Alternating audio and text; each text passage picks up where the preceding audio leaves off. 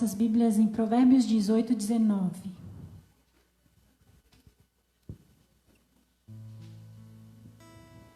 Eu queria falar sobre esse versículo porque eu comecei a ver...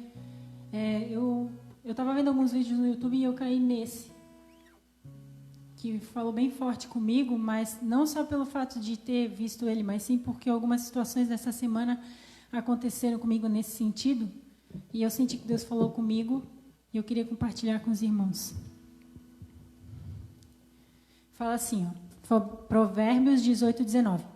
O irmão ofendido é mais difícil de conquistar do que uma cidade forte, e as contendas são como os ferrolhos de um palácio. Uma cidade forte naquela época, ela era muros, e só entrava dentro da cidade quem era permitido, e as outras pessoas não conseguiam entrar nessa cidade. Então, um irmão ofendido é mais difícil do que conquistar do que uma cidade forte, que uma cidade que tem muros e só entra quem é permitido. Estou vendo uns vídeos, até uns vídeos que a Jana que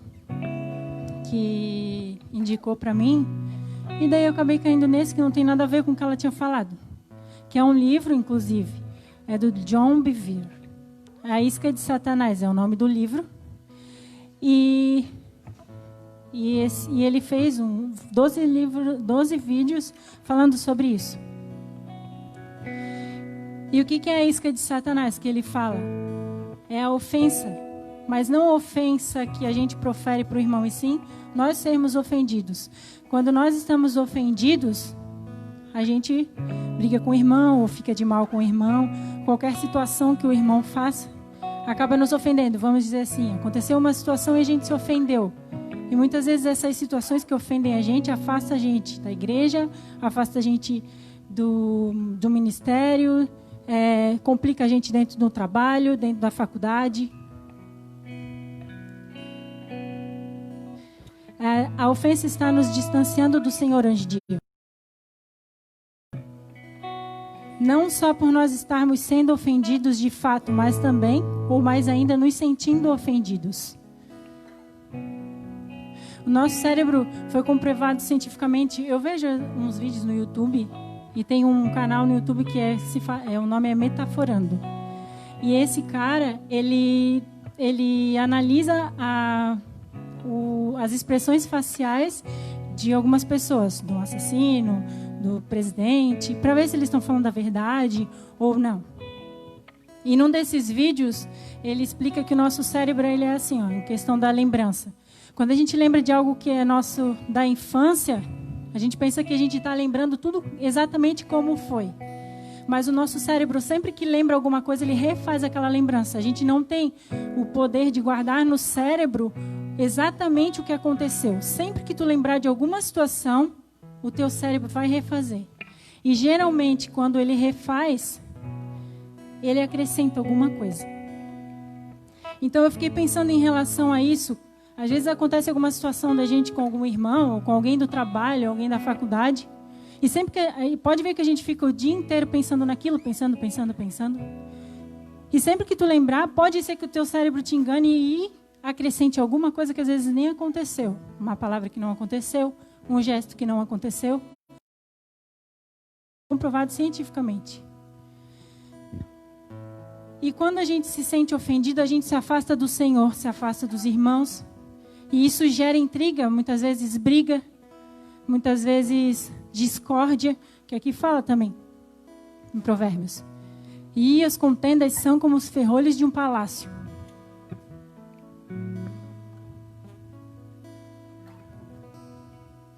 Aí eu vi um outro vídeo que fala de um menino, vamos dizer que o nosso sentimento é um prato.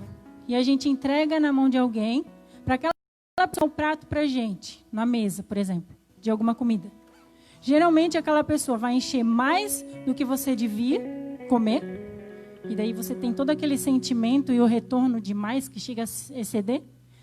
Ou a pessoa vai esquecer de algo, vai fazer um prato com pouca comida e tu não vai comer tanto, e aquilo não vai te satisfazer. Ou a pessoa vai colocar algumas coisas que ela gosta, mas tu não gosta. Ou ela vai colocar aquilo que tu gosta, mas ela não gosta. Tá vendo como é que é? Parece que o relacionamento não vai dar nunca certo, porque sempre... Nunca é a expectativa gerada em cima do outro nunca vai dar certo. Então, nem se a gente fizer o nosso próprio prato, a gente faz correto. Porque ainda nós que somos cristãos comemos demais. Ou comemos pra gente. Então, às vezes, nem a gente fazendo o nosso prato, imagina outra pessoa fazendo um prato pra gente. Então, coloca isso como sentimento, como coisas no dia. A gente gera uma expectativa em cima das pessoas que não é bom pra gente. E gera frustração, gera uma ofensa. Às vezes a pessoa ela é de um jeito. Cada um tem o seu jeito. E a gente não sabe lidar com isso. Então a gente quer que aquela pessoa seja do nosso jeito. Só que ela não é. Então a gente tem que entender isso. Parar de entregar o nosso prato na mão de alguém. Isso pode ser um relacionamento amoroso. Pode ser um amigo. Pode ser lá no trabalho. Pode ser em qualquer lugar. A gente tem que entregar o nosso prato na mão do Senhor, porque Ele sabe tudo que a gente precisa. E vai colocar até mesmo aquilo que a gente não gosta. Mas vai fazer bem pra gente, porque o Senhor sabe de todas as coisas e Ele sabe tudo aquilo que a gente precisa. A única coisa que a gente precisa dar pro nosso irmão é amor. Porque se a gente ama Ele, a gente não vai se sentir ofendido por Ele. A gente não vai gerar uma expectativa em cima dele, porque muitas vezes Ele não vai conseguir atingir essa expectativa. E na palavra do Senhor fala que nos últimos tempos o amor se esfriaria. Por que será? Porque daí a gente se sente tão ofendido que a gente começa a se afastar. E daí a gente não ouve mais aquele irmão pregar, porque Deus o livre ele falar alguma coisa. Ou a gente não quer mais saber da pessoa lá no trabalho, porque ela me ofendeu, ela se meteu. Qualquer outra coisa. Em 1 Coríntios 13 fala, o amor é sofredor, é benigno, o amor não é invejoso. O amor não trata como leviandade. Não se ensoberbece, não se porta com indecência, não busca seus interesses, não se irrita, não suspeita mal, não folga com injustiça, mas folga com a verdade. Tudo sofre, tudo crê, tudo espera e tudo suporta. O amor nunca falha. Que nós possamos gerar nas pessoas amor, de nós para elas e nós recebermos o amor que ela tem para dar. Quem nunca leu aquele livro, As 5 Linguagens do Amor, é interessante. Porque, às vezes, o jeito que a pessoa demonstra amor pra gente é diferente do que a gente demonstra pra ela. Então, ali a gente começa a entender a personalidade de cada um. E aí a gente não gera mais tanta expectativa nem no nosso esposo, nem no nosso filho. Então, que a gente possa dar amor. Porque é isso que o Senhor fala que a gente tem que fazer. Amar a Deus sobre todas as coisas e ao nosso próximo como a nós mesmos. Deus não falou pra gente gerar uma expectativa em cima dele, ou que ele tem que fazer algo que a gente quer. Mas que a gente tem que amar Ele, independente de como Ele seja. Amém? Deus, obrigado por estarmos aqui nessa noite. Obrigado, Senhor, por falar conosco. E tudo que o Senhor ainda vai fazer e vai falar com a gente. Que os nossos ouvidos estejam abertos para ouvir mais de Ti, para entender tudo aquilo que o Senhor quer nos falar. Que a gente possa estar com o nosso coração aberto para receber. Não quer receber. A gente entende, mas às vezes a gente não quer receber. Mas que a gente possa receber mesmo assim, Senhor. E dar o passo que a gente precisa dar. Que a gente possa mudar aquilo que precisa ser mudado. Que a gente possa receber o Teu amor. E que a gente possa transbordar esse amor para as pessoas ao nosso redor, na nossa casa. Não somente aqui, dentro da igreja, mas fora. Que a gente libere o amor e pare de gerar tanta expectativa em cima do nosso irmão, que muitas vezes não consegue dar aquilo que a gente quer. Mas tudo aquilo que a gente precisa. Muitas vezes aquilo que a gente não quer, mas aquilo que a gente precisa. Então nós entregamos o nosso coração a Ti, Senhor. Faz como o Senhor quiser. Em nome de Jesus, Deus. Amém.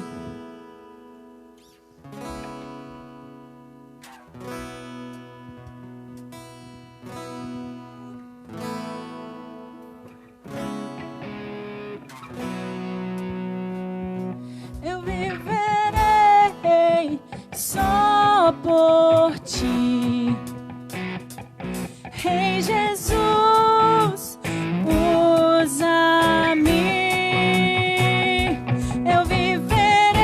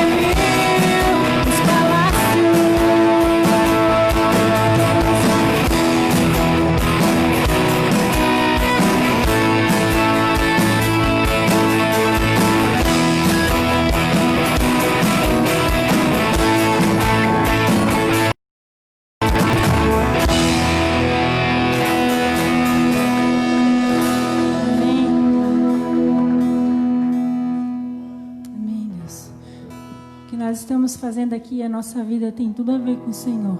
Não tem nada a ver com a gente em si, mas é tudo a ver com Ele, amém?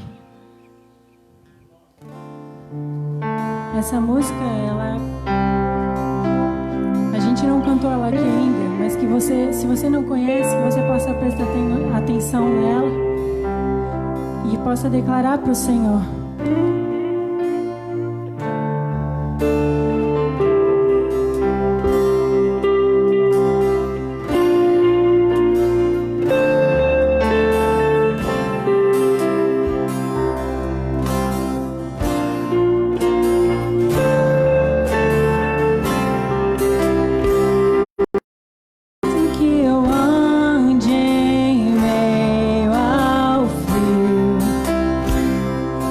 Mesmo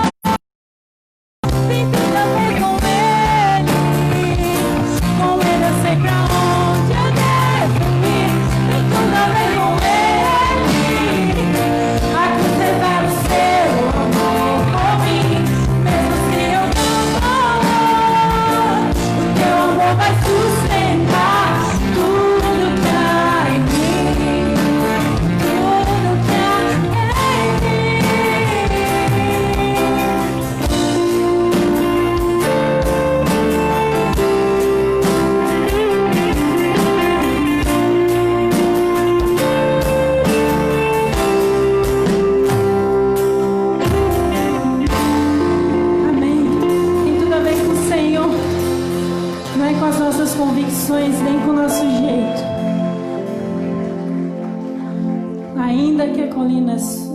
Ainda que os montes se movam, que as colinas sumam, o amor do Senhor vai permanecer em nós. Amém? Porque o amor do Senhor é grande.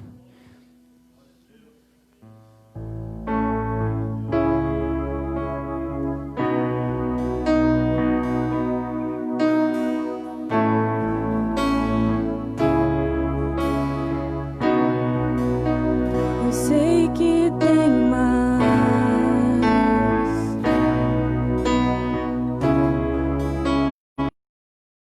Existe mais de Deus pra mim. Que amor é esse? Que amor é esse? Que amor é esse? Eu não entendo. Que amor é esse? Que amor é esse? Que amor é esse? Eu não entendo. Maior que o amor de um pai, mais forte que o amor de um homem, mais profundo que um amigo. É o teu amor, maior que o amor de um pai, mais forte que o amor de um homem, mais profundo que um amigo. É o teu amor. Que amor é esse? Que amor é esse? Que amor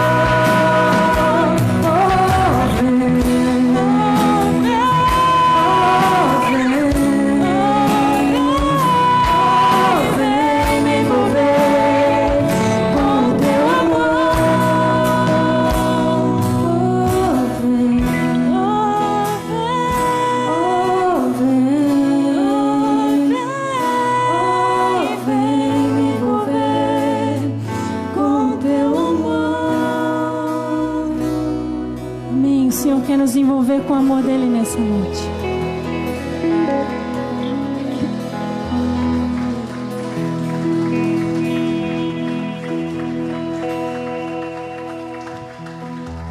O nome da música que a gente vai cantar agora é Última Chance. E eu queria falar um sonho que eu tive para os irmãos. Eu vou falar do sonho. E eu queria um dia pregar em cima desse sonho. E o meu sonho, ele estava bem turbulento, mas uma hora eu estava sentada num paralelepípedo, assim, sentada, e o celular estava na minha frente, assim, e estava marcando as horas. E daí eu olhava para ele porque ele ia despertar, sabe quando o relógio desperta para a gente acordar? Ele marcava as horas e ele ia despertar. Aí uma voz falou para mim assim, ó, desperta. E eu até conversei com a Jana sobre isso, a gente tem conversado bastante sobre essas coisas. Que eu não estava dormindo, mas eu não estava desperta. Porque ali ele falava, desperta. Eu não estava dormindo para isso. E daí eu comecei a pensar em várias coisas.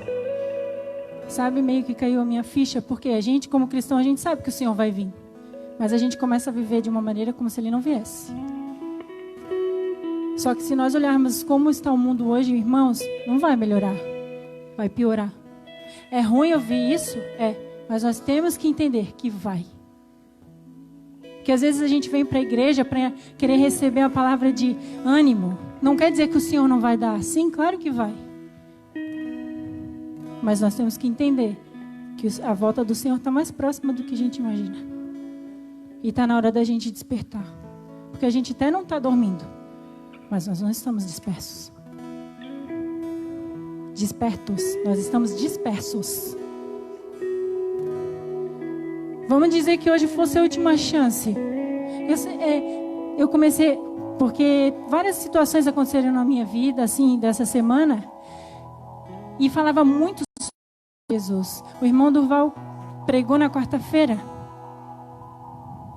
A Manuela postou vários versículos falando sobre a volta de Cristo. E eu já tinha tido o sonho antes, então parece que o Senhor foi só afirmando. Aí a Jana falou sobre esses 12, que é muito importante se vocês quiserem ver. Como é que é o nome? Movidos pela Eternidade. E o que me intriga é que são vídeos antigos, mas tão atuais quanto hoje. E aí a gente começa a ver ali, não é que dá um temor, não é que dá medo, mas aí a gente começa a entender que aquilo ali é a nossa realidade. Nós somos peregrinos aqui na terra. O nosso lar é lá no céu. E nós precisamos entender isso e passar para isso para as pessoas que estão ao nosso redor. Parar de viver como se a gente fosse talvez acordar amanhã. E se não? E se Jesus voltar hoje para mim? Marjorie, como é que eu tô?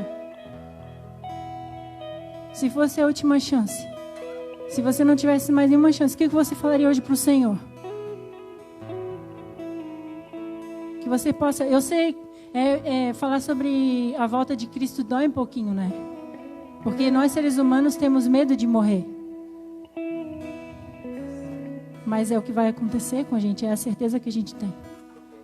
Então, que a gente possa... que o Senhor vai voltar. E que a gente tem que viver uma vida esperando movidos pela eternidade, levados para essa eternidade o tempo inteiro. Que a palavra do Senhor diz que a gente tem que ficar o tempo inteiro vigiando e orando, para que o inimigo não venha entrar na nossa mente ou de alguma forma querer fazer com que a gente perca a nossa eternidade, às vezes por uma coisa tão pequena. Amém?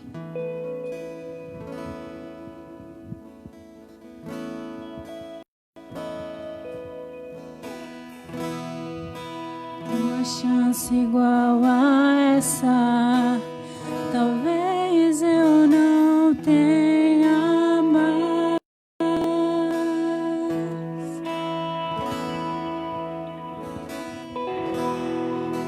Quero estar em tua presença, nem que seja a última vez.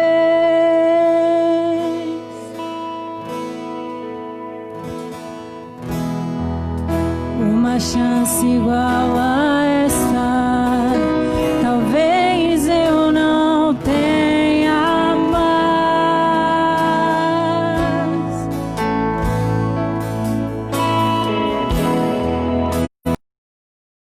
Tua presença, nem que seja a última vez.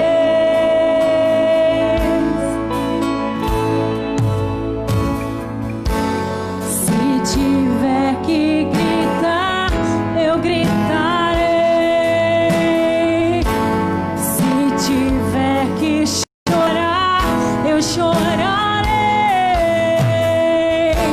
Se tiver que humilhar o meu espírito, assim eu farei.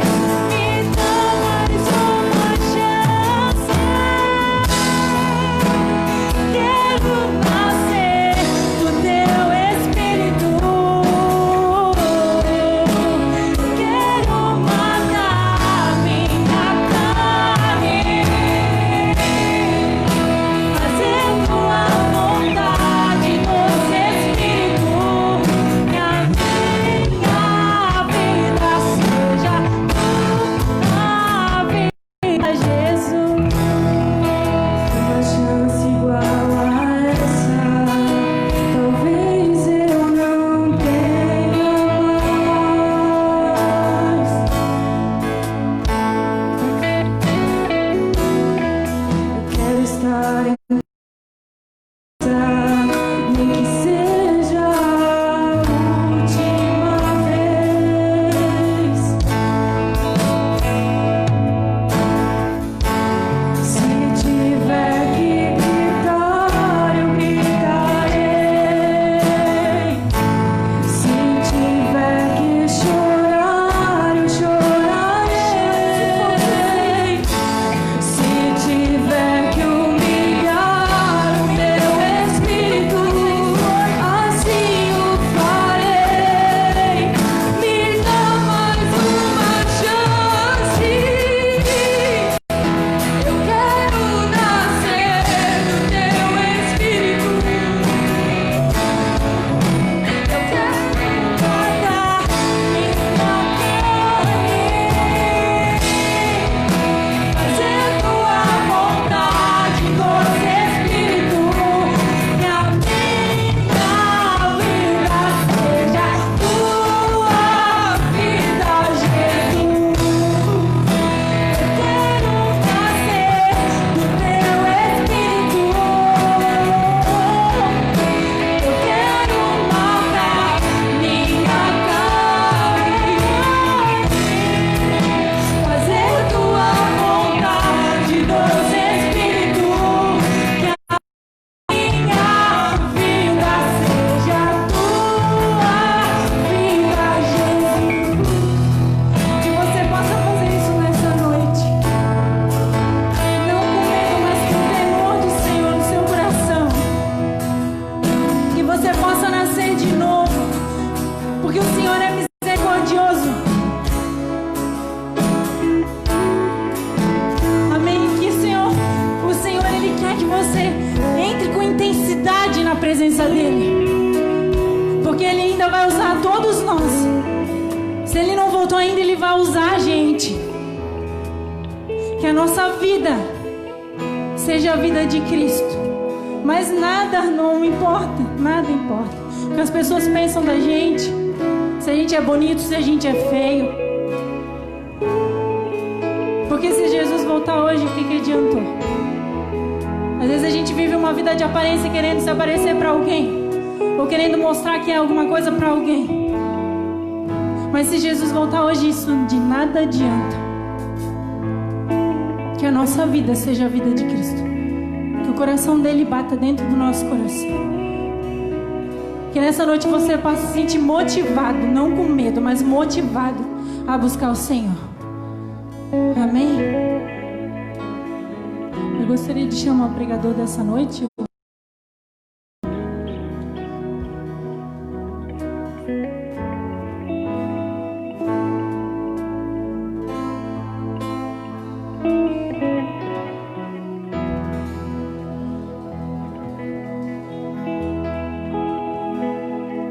Amém. Boa noite a todos. Amém. Louvado seja o nome do Senhor. A você que está em casa também nos assistindo aí, seja abençoado você, a sua casa. Amém. Seja uma noite verdadeiramente onde o Espírito de Deus possa falar ao nosso coração. Amém, irmãos? E vamos já diretamente, enquanto os irmãos estão de pé, ler a palavra Êxodo. Vamos aproveitar o tempo aqui. Êxodo, capítulo 3. Êxodo, capítulo 3. Amém? Versículo 1 em diante. E apacentava Moisés o rebanho de Jetro, seu sogro, sacerdote em Midian. Levou o rebanho atrás do deserto e veio ao monte de Deus, a Horebe. Apareceu-lhe o anjo do Senhor em uma chama de fogo, e eis que a sarça ardia no fogo, e a sarça não se consumia. E Moisés disse: agora me virarei para lá, e verei esta grande visão, porque a sarça não se queima. Vendo o Senhor que se virava para lá a ver, bradou a Deus lá do meio da sarça e disse: Moisés, Moisés. E ele disse: eis-me aqui. Não te chegues para cá, mas tira os sapatos dos teus pés, porque o lugar que tu estás é terra santa. Eu sou o Deus de teu pai, o Deus de Abraão, de Isaque e de Jacó. E Moisés então cobriu o seu rosto, porque temeu olhar para Deus.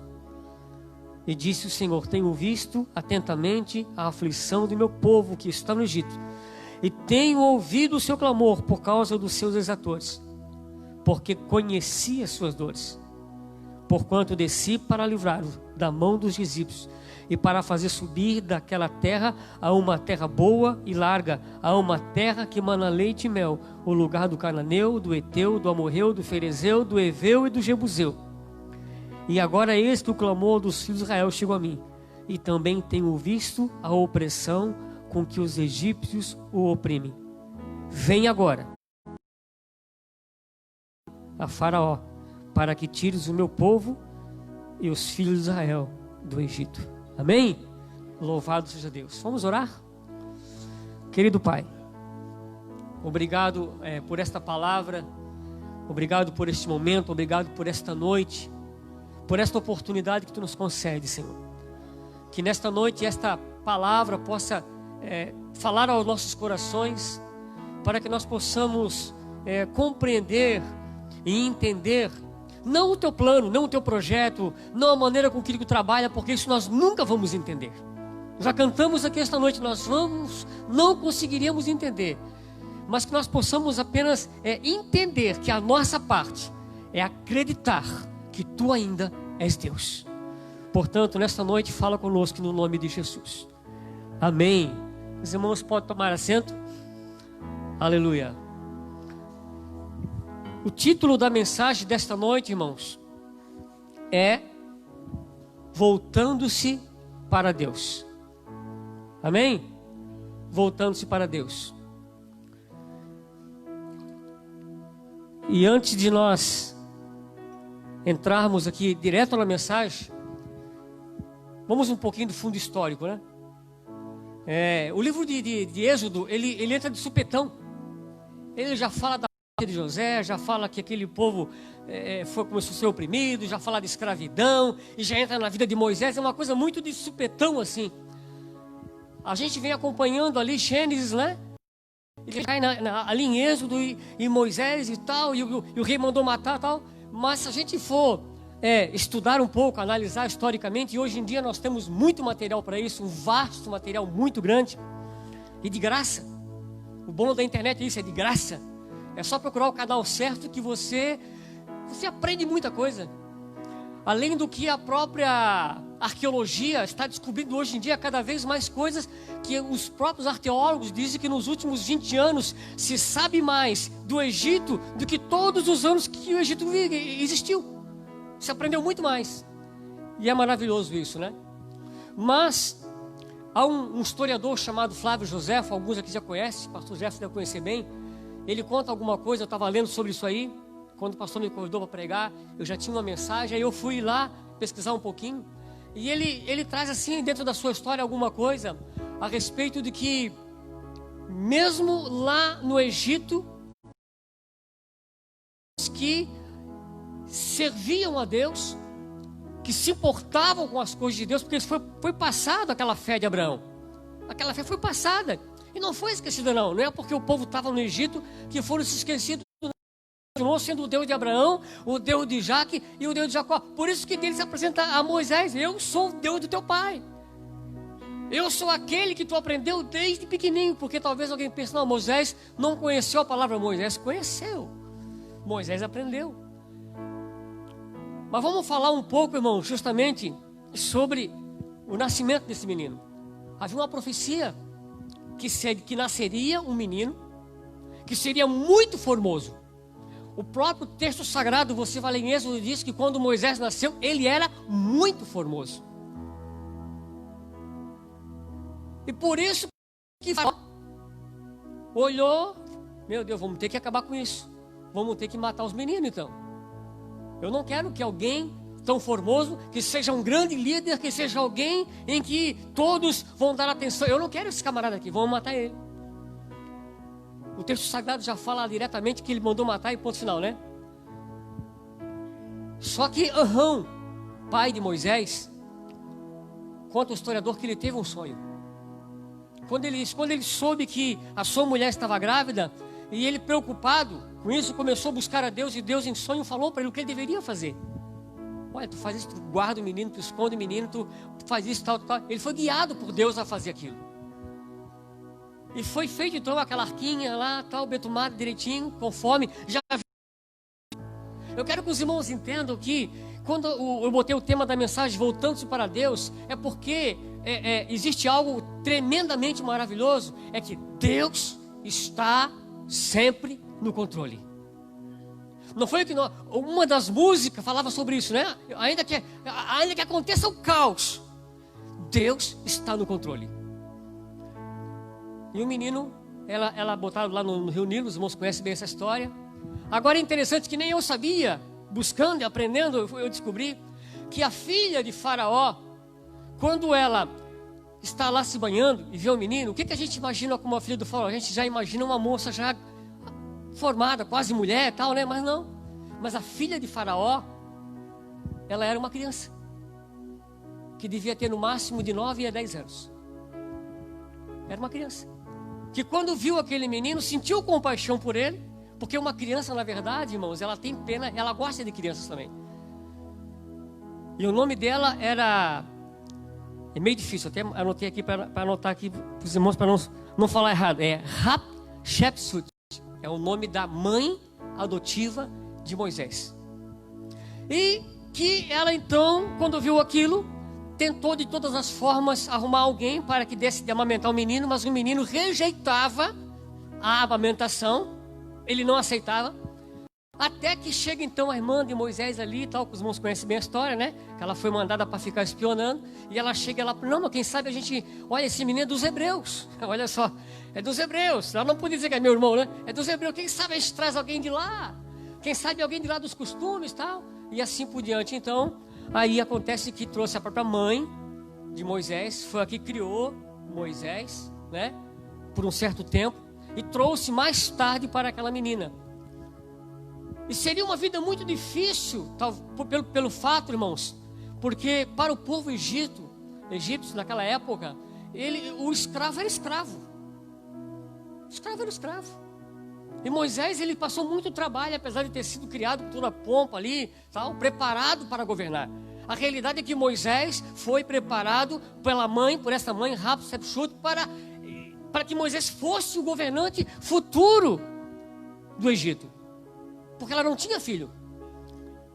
O pai dela, o faraó, era Amoses I, ou Tutmosis I.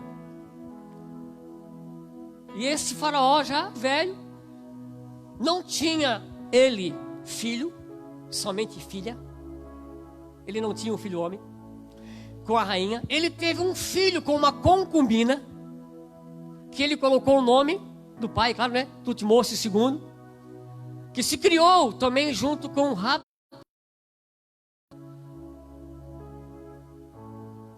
Nessa época aí, o delta do Nilo ainda não tinha o Egito todo unificado. Ainda havia muitas guerras aqui e ali. E ela preparando Moisés para que este reinasse.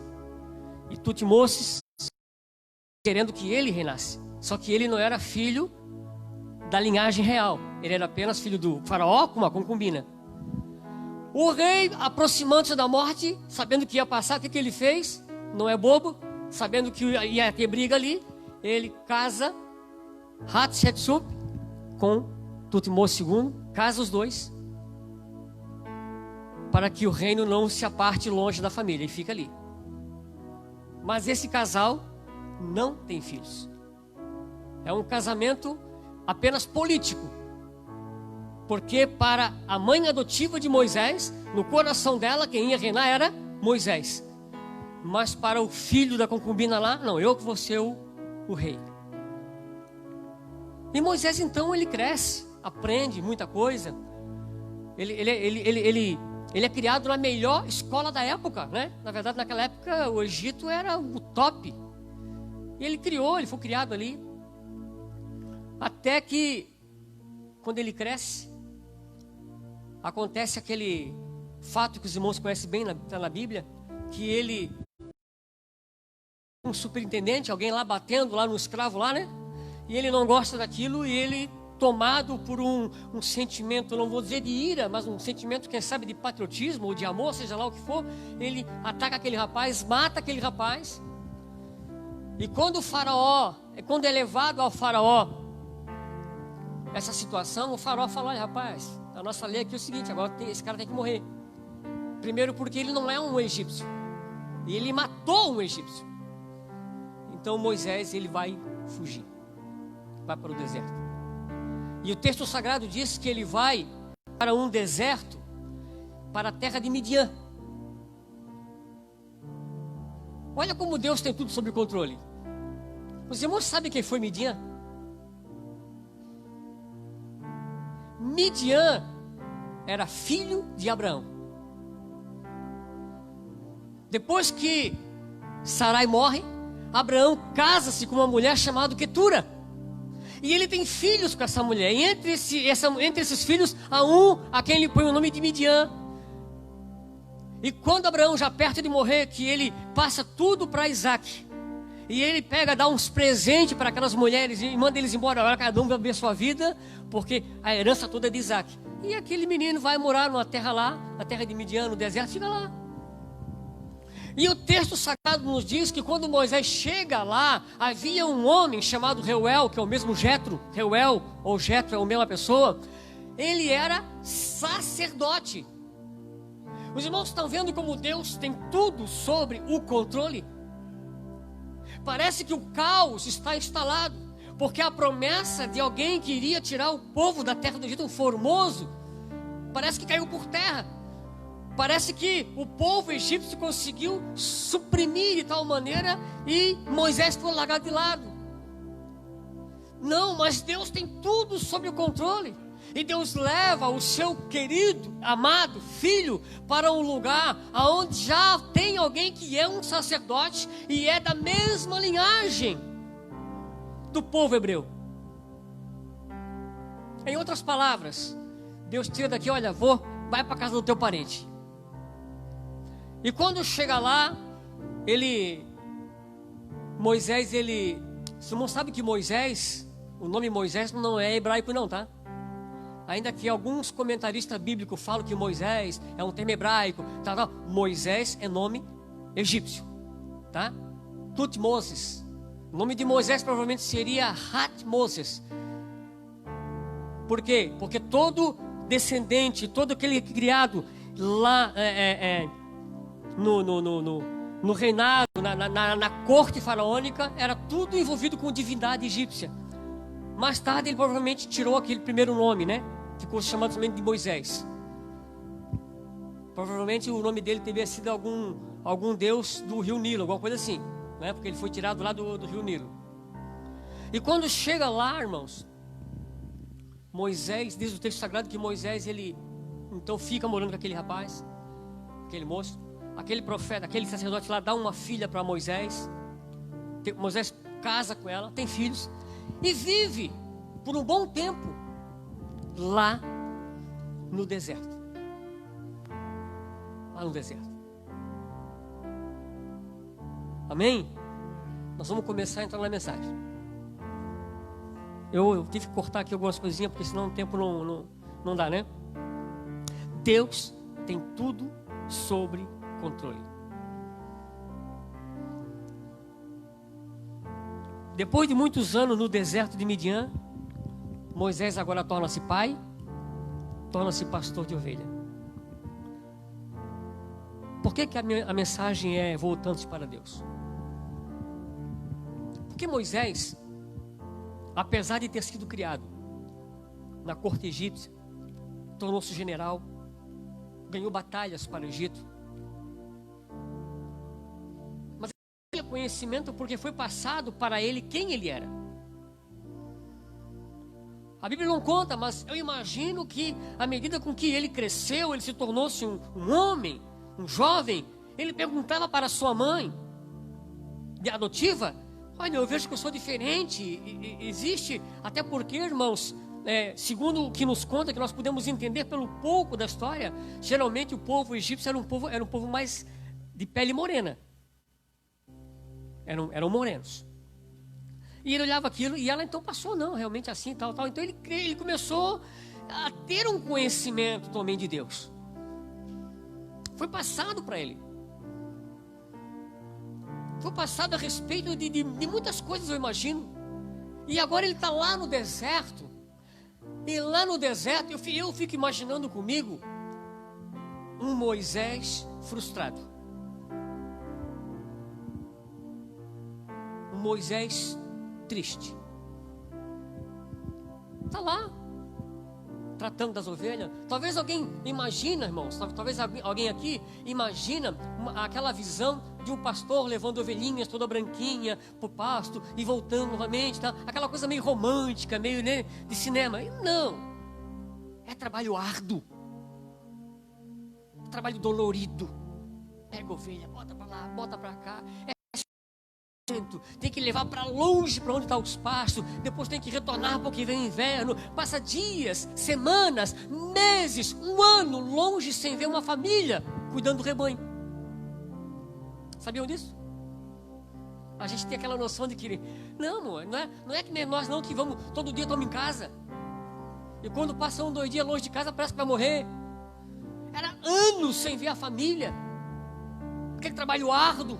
E eu fico imaginando ele, pensando, mas quanta promessa falaram a meu respeito. Quantas coisas falaram a meu respeito e eu até achava que era verdade. Mas agora eu estou aqui. E o único povo que eu estou até agora andando é essas ovelhas. Tanta promessa. Então, irmãos, quantas promessas nós já tivemos?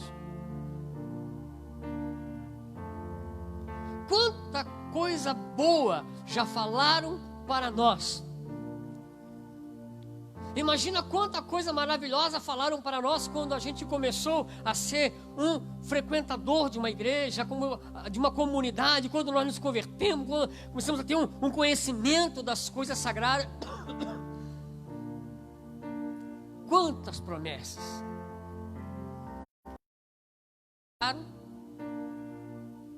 E muitos, até agora, não conseguiram enxergar o cumprimento dessa promessa. E lá está Moisés, frustrado, meio neurótico já, levando ovelha para lá, ovelha para cá. É um momento da vida, irmãos, que ele agora está conformado com o destino. É aquele momento que ele pensa, eu acho que eu não entendi, eu acho que a promessa que eu pensava que eu ia liderar um povo, não entendi, eu acho que o povo está aqui, ó. Essas ovelhas, eu vou me conformar com isso. Aí ele perde a esperança. Aí ele perde o chamado.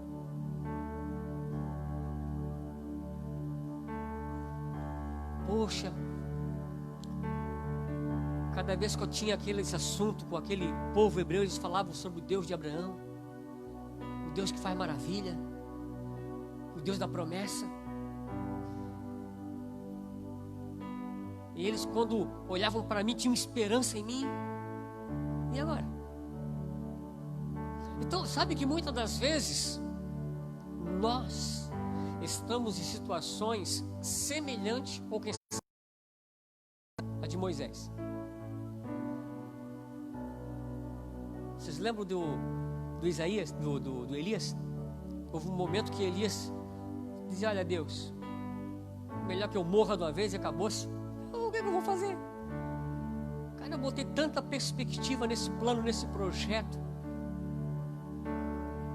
Eu achei que eu frequentando a igreja, a minha vida ia ser 1000%. Aí de repente eu me dou de cara com um monte de irmão cheio de problema. Eu querendo resolver os meus e chego lá eu tenho que resolver o deles, porque eles têm mais problema do que eu. Quem nunca se questionou nisso? Quem aqui é tão espiritual, irmãos, que nunca se questionou diante de Deus com problemas assim? Olha, irmão, eu sou, Deus conhece meu coração, conhece. Como eu tenho dúvida. Há tantas coisas que até mesmo a Bíblia fala que eu ainda fico imaginando e tentando entrar aqui dentro e não consigo, só na glória, eu vou saber. Aí na glória, quem sabe, vai ser passado para mim, vai ser tirando essas dúvidas. Eu não sei como você, não sei se o anjo vai me chamar, olha, Jorge, agora senta aqui, agora nós vamos conversar e eu vou te explicar tudo direitinho, para ver se entra nessa tua cabecinha aí. Mas nós nos questionamos, irmãos, por quê? Porque nós perdemos a esperança. Colocamos às vezes as perspectivas de coisas erradas em outras coisas erradas. O que nós cantamos esta noite é eu não entendo.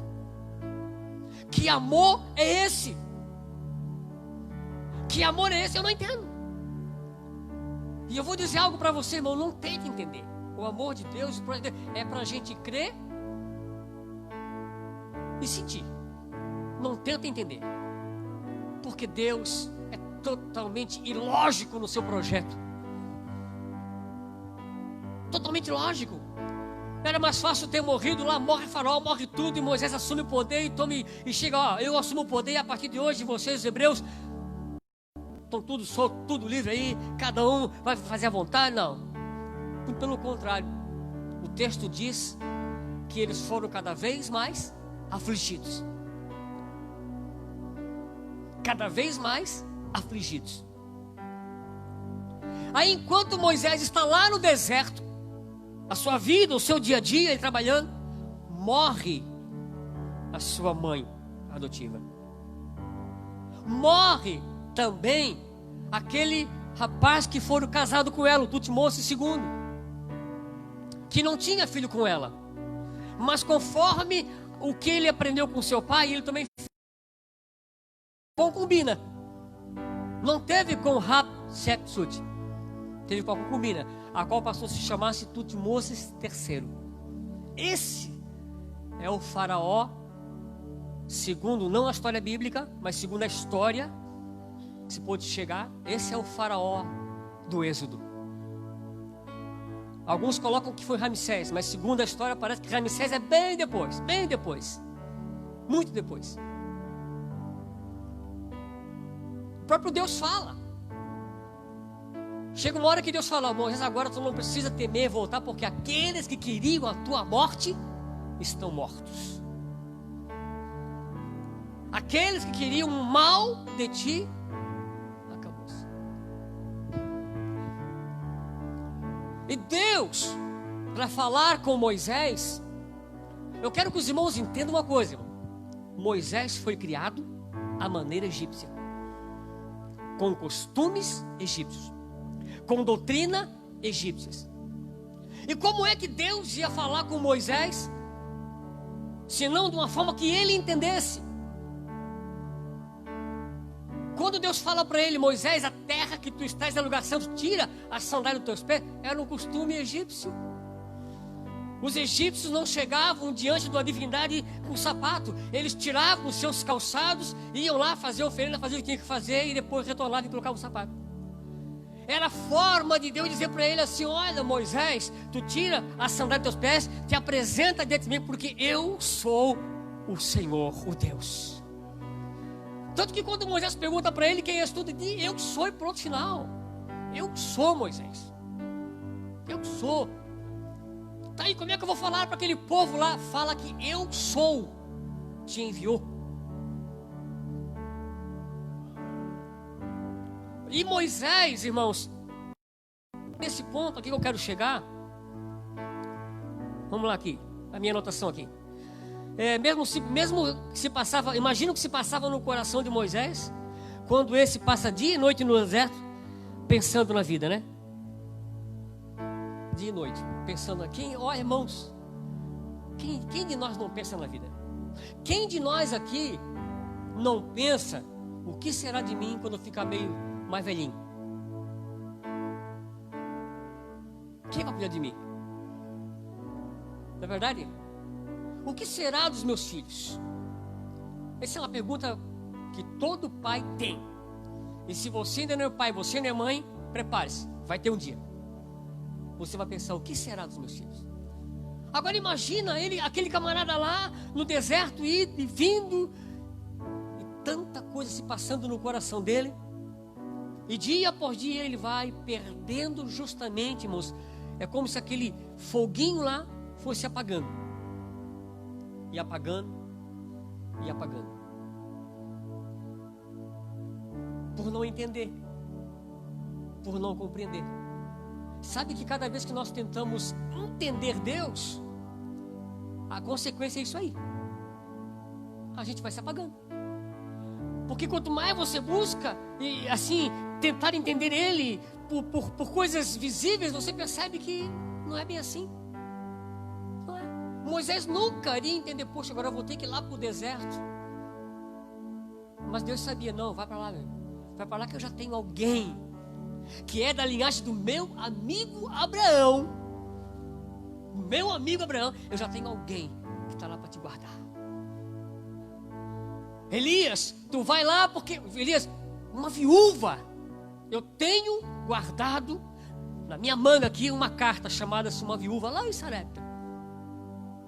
Porque se Elias vai começar a questionar Deus, ele fica doido.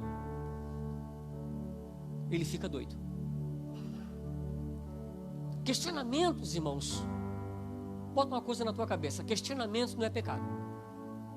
Porque é natural, a gente fica pensando e fica tentando arrumar uma fórmula, um jeito.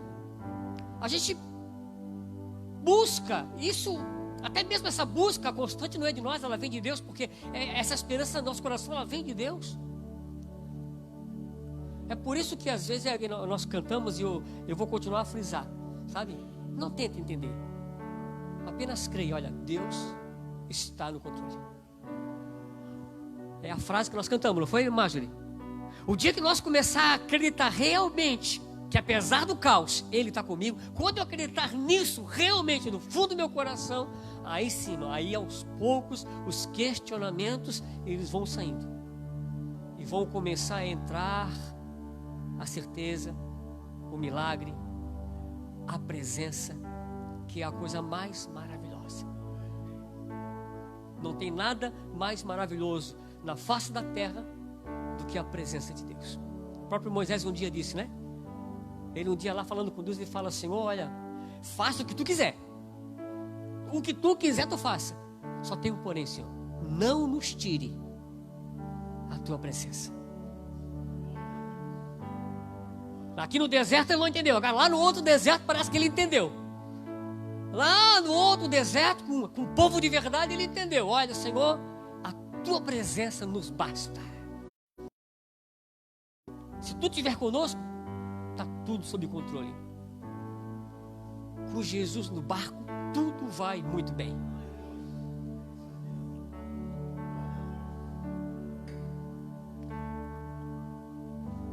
Aí de repente, num dia daqueles, e é interessante que é um dia que não está marcado na nossa agenda. A gente não sabe que dia vai ser. Deus, ele não fala para ti, Jefferson, no dia, daqui a um mês, dia de dezembro, aqui, tá, eu vou visitar. Não, ele visita quando ele quer. Aí um dia, como nada mais está, quando ele menos imagina, Moisés está lá tratando do gadinho, olhando, levando, aí ele passa e ele vê algo que chama a atenção dele. Eu estava lendo um relato científico que diz que no deserto, ou em certa época do ano, existe um tipo de sarça que ele entra em combustão espontânea. Assim como o algodão, você sabe que o algodão ele entra em combustão espontânea, é natural, ele pega fogo sozinho. Então, parece que algumas pequenas sarças, alguns pequenos foguinhos era quase que meio que natural. Porque o que chama a atenção de Moisés, e o texto sagrado fala isso, é que ele olhava e dizia, não, isso aí é uma coisa diferente. É diferente porque está pegando fogo, só que não se consome. Não se consome. É por isso que o texto da mensagem é voltando-se para Deus. Ele diz, olha, eu vou me voltar para lá. Eu quero ver que mistério é esse que pega fogo, mas não consome. Eu quero ver que milagre é esse que está acontecendo. E ele vai para lá. Aí ele tem um encontro com Deus. Aleluia. Os irmãos, se perguntar para os irmãos hoje, o que torna um lugar sagrado?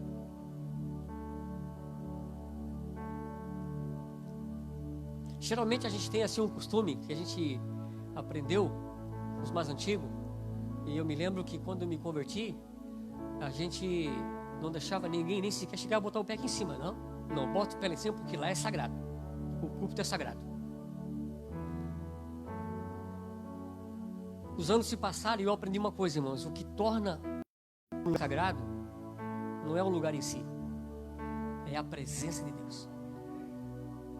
Independente do lugar que seja, se você tem um encontro com Deus, aquele é o lugar sagrado. Jacó teve um encontro com Deus no lugar sagrado. E não era nada agradável, porque era um deserto. Não tinha nada bonito. Mas foi o lugar que ele viu o céu se abrir. E ele teve um encontro com Deus. Um encontro que mudou a sua vida. O encontro que mudou a sua vida. Não foi da noite para o dia, como nós queremos. A nossa geração do fast food. Coisa rápida.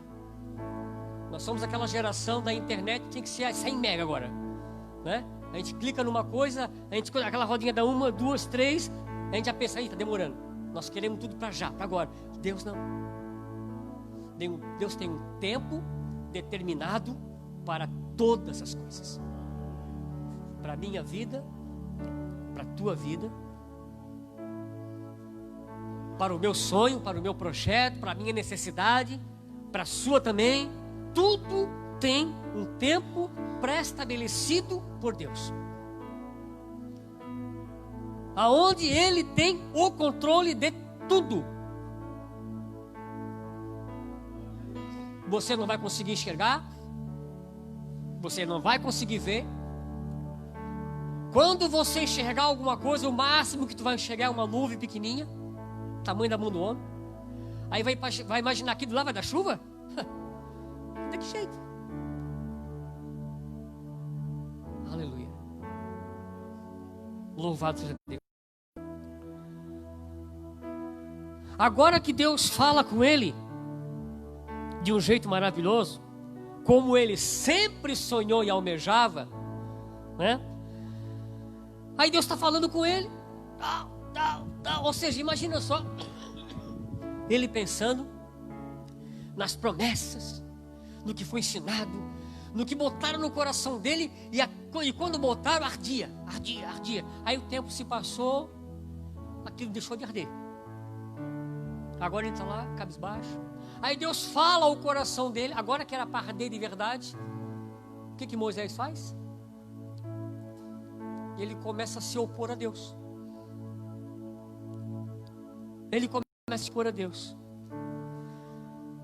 Capítulo 3, versículo 11 fala assim: olha, eu não tenho habilidade alguma. Ele começa a dar desculpas agora, né? Mas como? Mas como, Senhor? O Senhor não tem habilidade? O máximo que eu sei é levar ovelha para lá e para cá.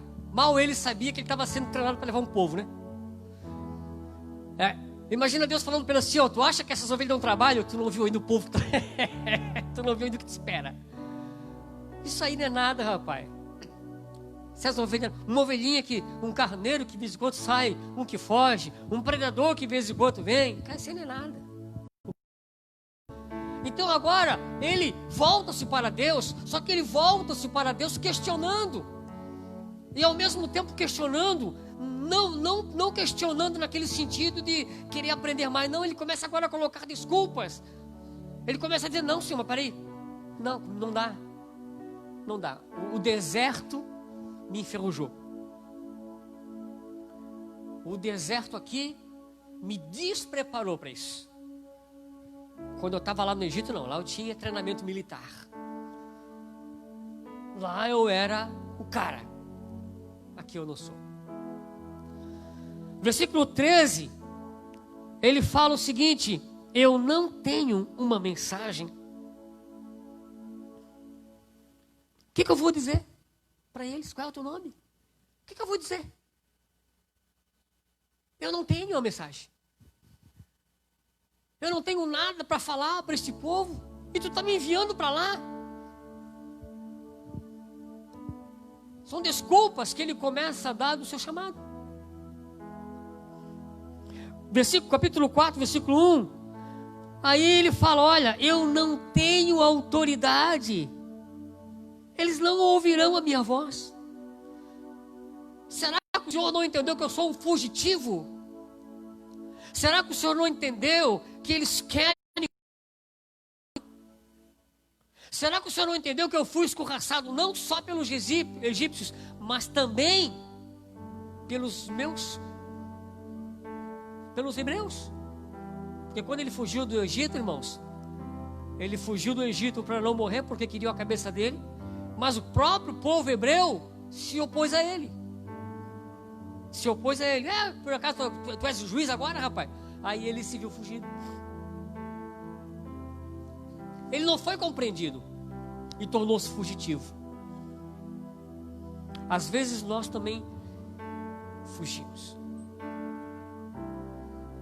E a gente arruma cada maneira, cada argumento para fugir das nossas responsabilidades.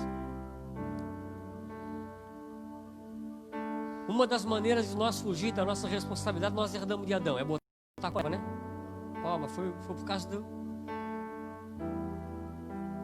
do ciclano lá. É porque eu não gosto do fulano, porque eu não gosto do ciclano.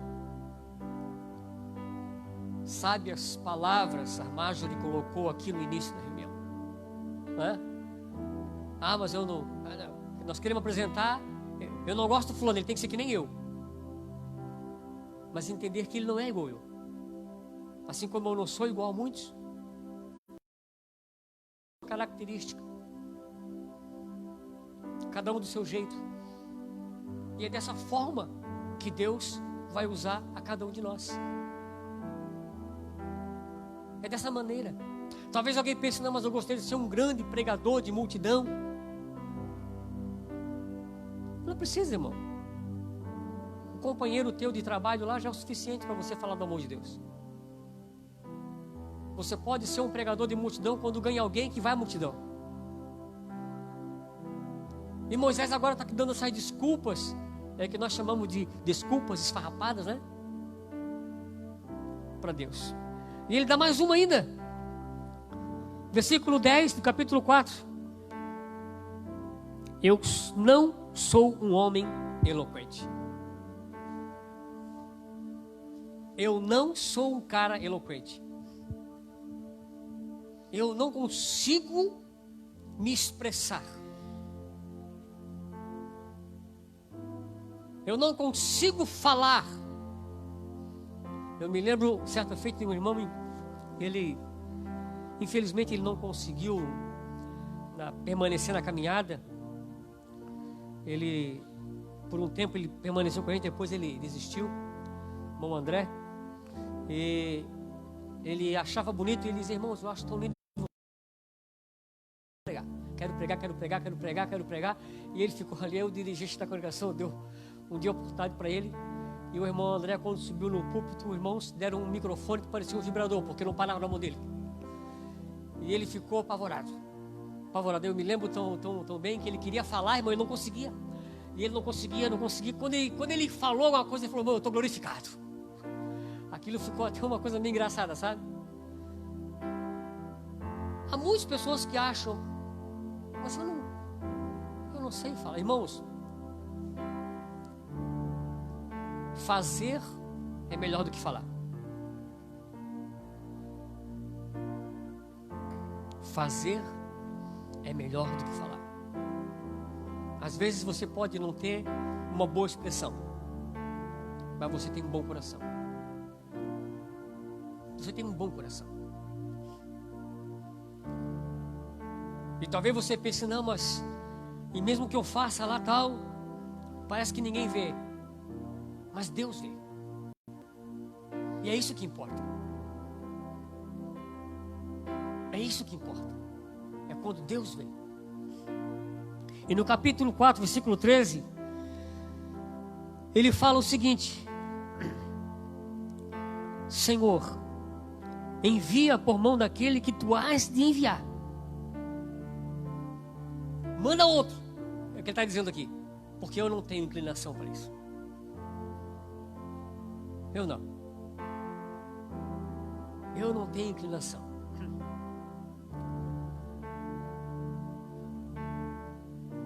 Por isso que o tema é voltando-se para Deus. Porque quando nós estamos andando com Deus, os milagres acontecem. Os irmãos sabem que os maiores milagres foram feitos no deserto? Foram feitos no deserto, através da vida desse homem. Ele está dando um monte de desculpa: eu não sou nada, eu não sou ninguém, eu sou um Zé Ninguém, ninguém me conhece, ninguém me... tal. Mas os maiores milagres foram feitos aqui, porque, segundo alguns estudiosos, irmãos, lá no Egito, porque o Egito não escravizou somente o povo de Israel. Subentende-se que, olha aqui, irmãos, quando o povo de Israel, aquelas 70 almas foram para lá, morar lá, por um bom tempo, eles não eram escravos não, tá? Eles não eram. Ele era um povo próspero. A Bíblia fala, eles foram fecundos. Era um que causou inveja no povo egípcio, porque eles eram um povo que crescia. E crescia muito. E tudo que fazia dava certo. E o Egito, ele também, em alguma batalha, eles escravizavam outros povos. Então, quando houve o êxodo, o texto fala 650 mil homens, né? Homens. Fora mulheres e crianças. E mais não sei quantas pessoas de todas as nações escravas foram juntos. Aproveitaram a leva, opa, é agora. Vamos sair junto. E saíram ricos. E saíram ricos. Ricos. Porque Deus estava no controle. E sabe por que foram um monte de escravos juntos? Porque era uma promessa lá de Deus a Abraão. Em ti, Abraão, serão benditas todas as famílias da terra. Todas, Abraão. A linhagem é apenas um projeto que eu tenho, mas meu alcance é todos. Diante disso, Deus dá uma demonstração de poder a ele. Sabe uma coisa que era natural, comum, e não como entretenimento, mas como uma forma de adoração aos deuses, era a magia no Egito. Aí Deus fala assim: pega a tua vara e joga no chão. E a vara transformou-se em quê? No quê? Numa serpente. Os irmãos sabem, se vocês anotarem e ver todo o desenho egípcio, dos faraós, aquilo tudo, os ricos, eles têm nas mãos duas varas, geralmente tem um cajado. Olha como Deus é maravilhoso, um cajado e uma serpente. Porque a serpente era um deus. E ao mesmo tempo dá uma entonação de que aquela serpente era também a própria invocação de todo o mal. Que lá em Apocalipse, Deus fala sobre a serpente maligna. É uma demonstração de poder. Agora pega lá, Moisés pegou, tornou-se em vara de novo. Tornou-se na vara que era o cajado de Moisés. Deu mais uma demonstração, a mão dele fica leprosa. E nesse meio tempo Deus também está trabalhando, irmãos, porque nós achamos que às vezes parece que Deus se esqueceu de mim, tem algo para fazer, e Deus se esqueceu de mim, e é tudo comigo. Deus já tem outros, porque Deus já estava falando ao coração do irmão de Moisés e preparando o coração de Arão para a grande obra.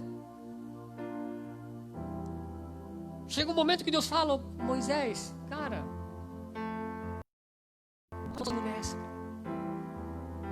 primeiro, eu estou contigo, já basta, mas se tu queres alguém, tá o teu irmão do teu lado ali, eu vou usar vocês dois. E para cada argumento de Moisés, o Novo Testamento tem uma resposta. Para o primeiro, eu não tenho habilidade alguma, está em Filipenses 4:13, que passou a ser um jargão evangélico. Todo crente que tem meia hora de convertido já sabe esse versículo. Tudo posso naquele que me fortalece. Aleluia. Mas é bom nós entendermos o contexto. Quando Paulo está dizendo isso, Paulo está dizendo o seguinte: olha, na fome, na perseguição, apedrejamento, eu aprendi tudo. Eu estou preparado. Eu posso viver tudo isso aí, porque Ele é que me fortalece. Esse é o verdadeiro sentido. Eu posso passar por tudo isso, porque Ele é o que me fortalece. É escrito no Salmo 23. Ainda que eu ande pelo vale da sombra da morte, eu não tenho medo de nada, porque eu sei que Tu estás comigo. Aleluia.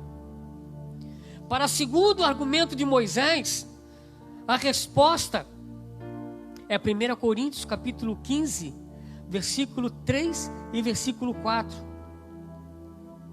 1 Coríntios 15, 3 e 4. Quando ele fala, eu não tenho uma mensagem. E o apóstolo Paulo aqui ele fala, a nossa mensagem é Cristo. Você não precisa saber, conhecer. E se quiser aprender, é bom, aprenda. Mas o principal é Jesus, a esse crucificado. Apóstolo Paulo, com toda a sabedoria que ele tinha, ele disse, olha, rapaz, isso aí para mim não é nada. Agora tem uma coisa que eu não abro mão. É deixar de pregar a Jesus.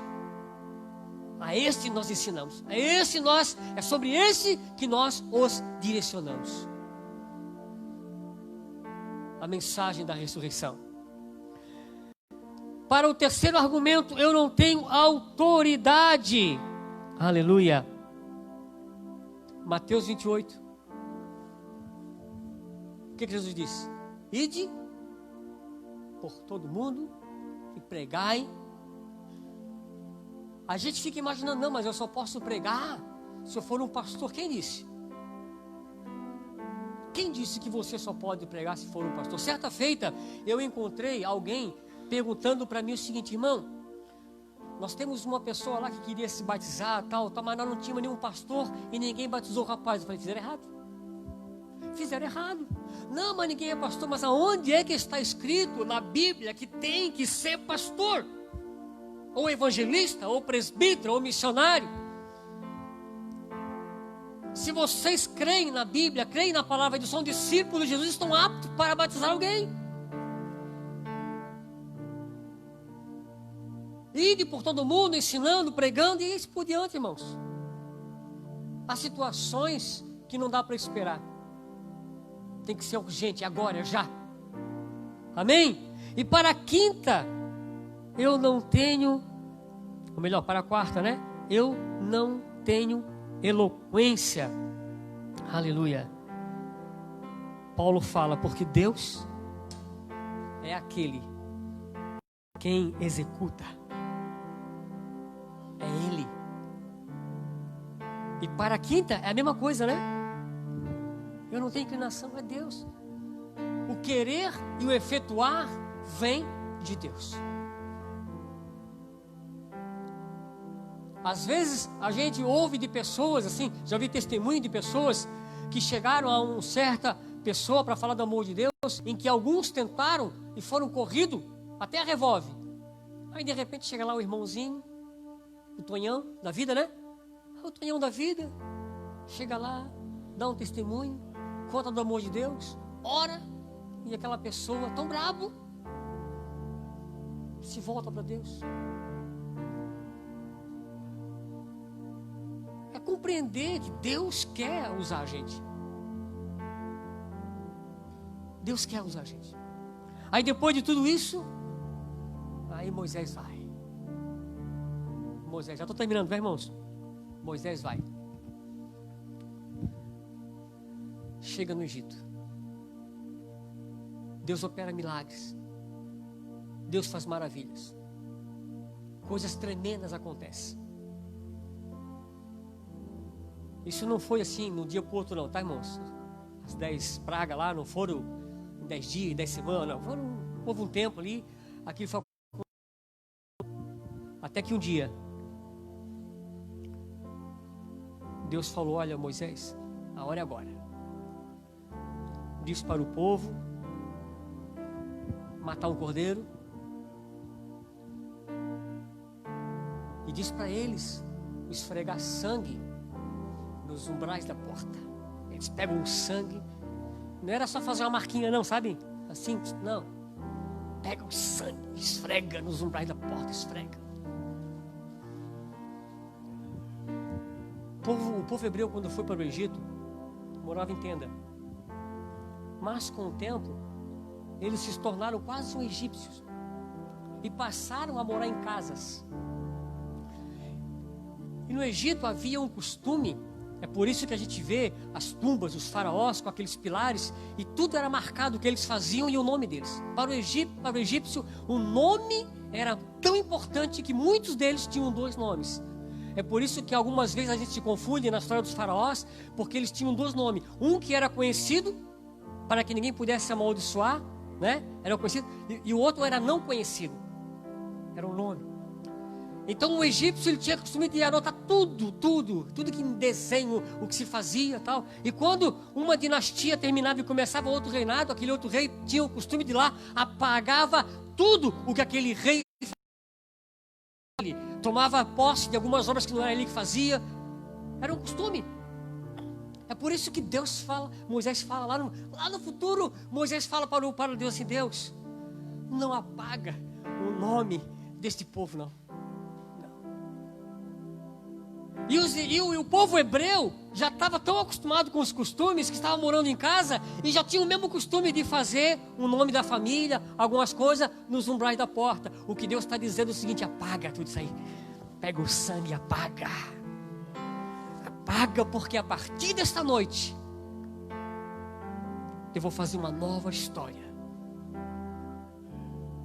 Uma nova história na vida de vocês. foi a noite em que morreu todo o primogênito, tanto de homem quanto de animal. Foi a última noite do povo hebreu como escravo. Foi a noite da libertação, conhecida até hoje como a Páscoa. A Páscoa. Voltando-se para Deus.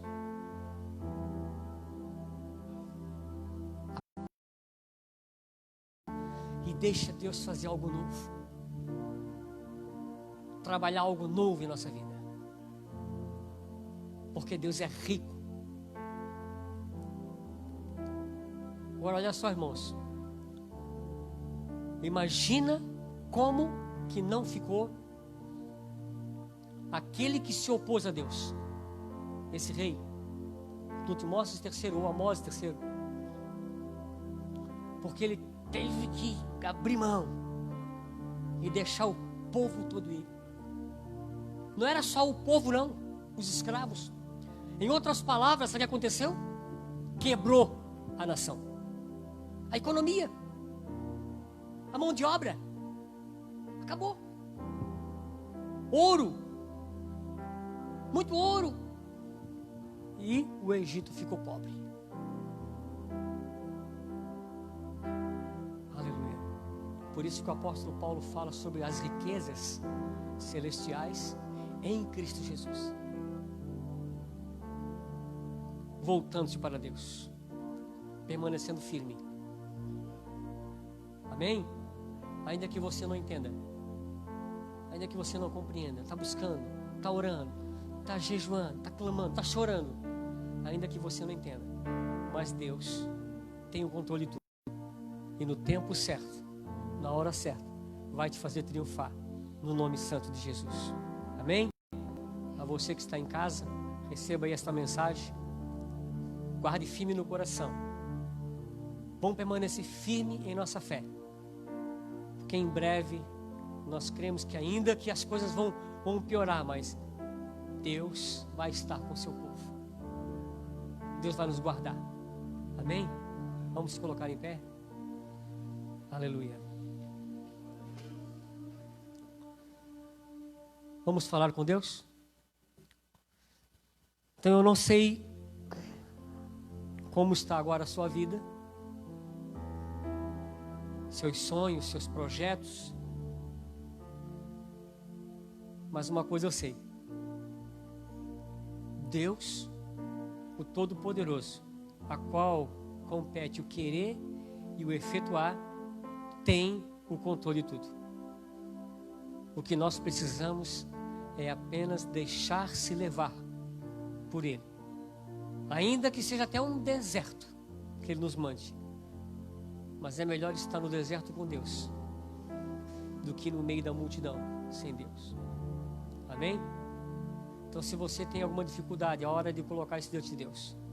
Se você quer um milagre para a tua vida, coloque isso diante de Deus. Apresenta a Ele, porque certamente Ele cuida de cada um de vós. Amém? Senhor, nós chegamos à tua presença, adoramos ao teu nome. Entendemos, ó Pai, que a história toda está repleta de milagre, a história toda está repleta de coisas tremendas que tu tens feito. Muitas das vezes os homens não têm crido, muitas das vezes os homens têm estado extasiados. Algumas das vezes, meu Pai amado eterno, até atordoados. Outros decepcionados. Alguns frustrados. Mas Tu és o Senhor de tudo. A Tua palavra diz que Tu és o Deus onisciente, que conhece todas as coisas. E Tu conhece o coração do Teu filho, da Tua filha. Tu conhece o coração desse teu servo, dessa tua serva, desse pai de família, desta mãe que agora chora, que agora ora, que agora clama por ti. E eu tenho certeza, meu Pai querido e amado, que no tempo certo, as portas hão de se abrir. A tua mão se estenderá sobre esta vida. Luz virá do céu e verdadeiramente esta pessoa terá um novo encontro contigo. Um encontro que possa mudar a sua vida. Portanto, Deus amado e eterno, em nome de Jesus, assim nós oramos nesta noite e abençoamos o teu povo para a glória do teu nome. Amém e amém.